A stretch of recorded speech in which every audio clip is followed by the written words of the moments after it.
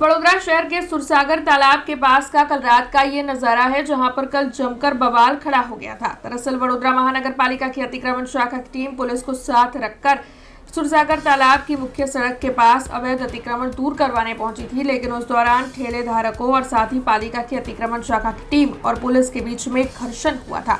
दरअसल पालिका की अतिक्रमण शाखा की टीम जो है वो सुरसागर तालाब के पास पहुंची थी और अवैध ठेले हटवाने की कामगिरी शुरू करवा दी गई थी। तब इस दौरान व्यापारी बेहद ही नाराज नजर आ रहे थे। ऐसे में ठेले धारक जो है वो अतिक्रमण शाखा के अधिकारियों को घेरने लगे और सड़क पर बैठकर सूत्रोच्चार के साथ रामधुन करने लगे। इस दौरान पुलिस भी वहां पर पहुंची थी। पुलिस की ओर से ये पूरा मामला शांत करवाने की कोशिश की गई थी, लेकिन ठेले धारक जो है वो बेहद ही रोष में नजर आ रहे थे। उनमें काफी ज्यादा गुस्सा नजर आ रहा था।